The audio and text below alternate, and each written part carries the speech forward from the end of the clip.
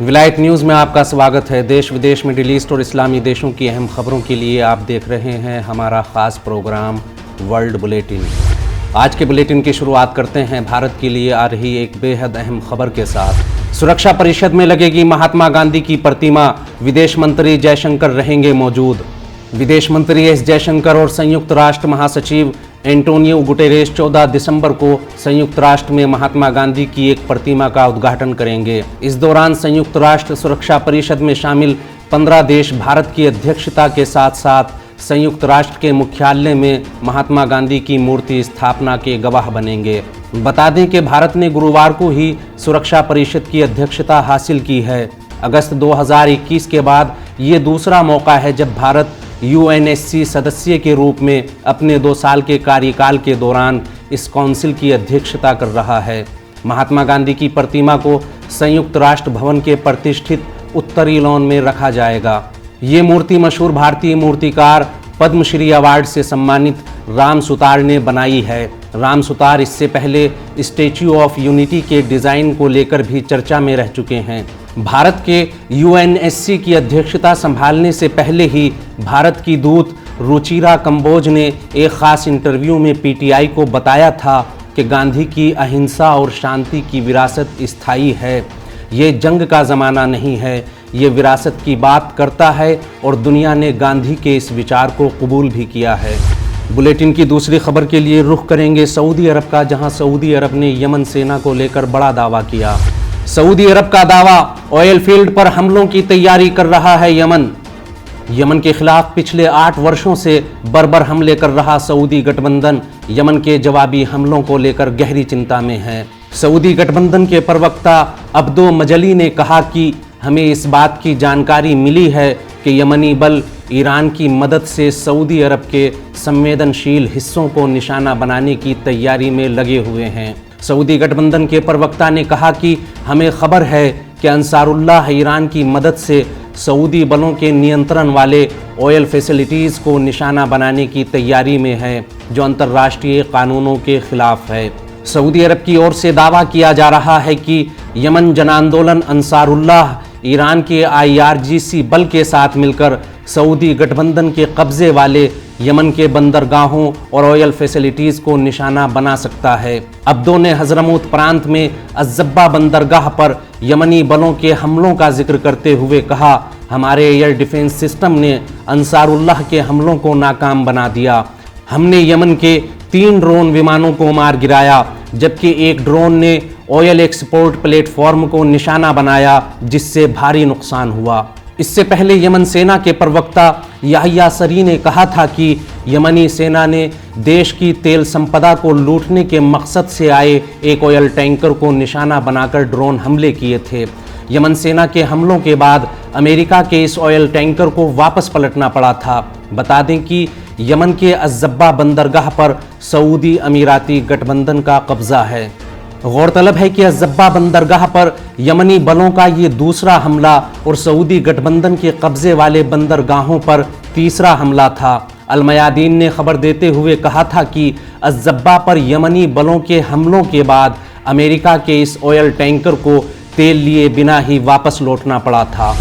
अगली खबर के लिए रुख करेंगे दमिश्क का, जहां सीरिया ने यूरोप पर पलटवार करते हुए गंभीर आरोप लगाए। सीरियाई विदेश मंत्रालय का आरोप, दुनिया को गुमराह कर रहा है यूरोप।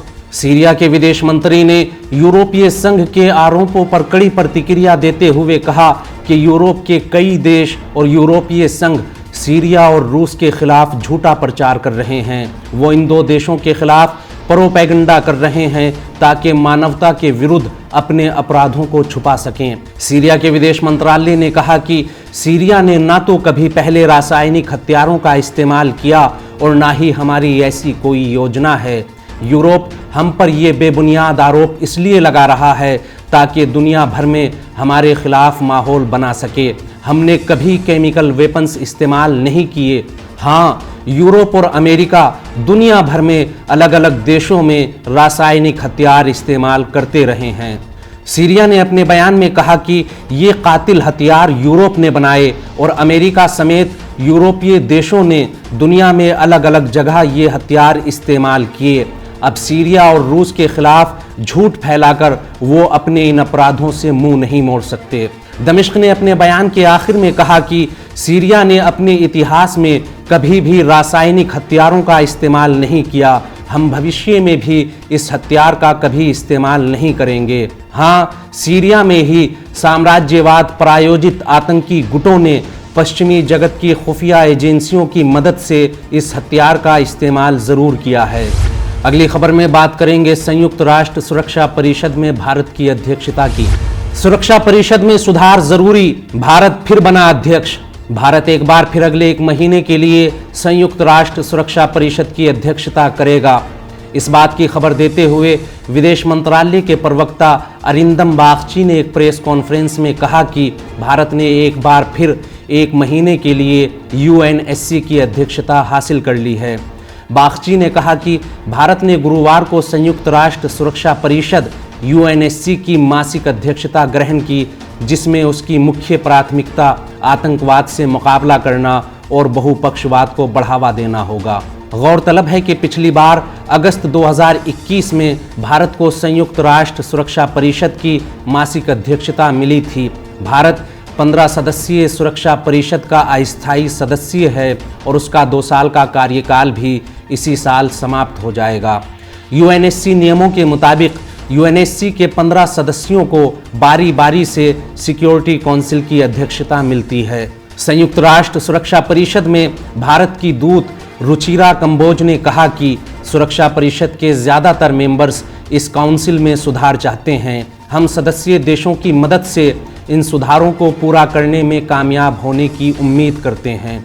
उन्होंने कहा कि भारत एक ऐसे देश के रूप में विश्व के बड़े देशों में शुमार हो रहा है जो सबके लिए समाधान लाने को तैयार है। हमारी विदेश नीति का केंद्रीय सिद्धांत मानव केंद्रित है और वही रहेगा। UN में भारत की स्थायी प्रतिनिधि रुचिरा कंबोज ने एक प्रेस ब्रीफिंग के दौरान कहा कि भारत G20 और संयुक्त राष्ट्र सुरक्षा परिषद की अध्यक्षता सहित विश्व के बड़े देशों की सूची में जगह बना रहा है। उन्होंने कहा कि हम दुनिया के सामने मौजूद मुश्किलों का हल तलाशने के लिए हमेशा तैयार हैं। रुचिरा कंबोज ने कहा कि कोरोना काल हो या कोई भी वैश्विक समस्या, भारत कभी भी दुनिया की मदद करने से पीछे नहीं हटा। हमारा आज का बुलेटिन यहीं ख़त्म होता है। देश विदेश और इस्लामी देशों की अहम खबरें जानने के लिए विलायत न्यूज़ से जुड़े रहिए।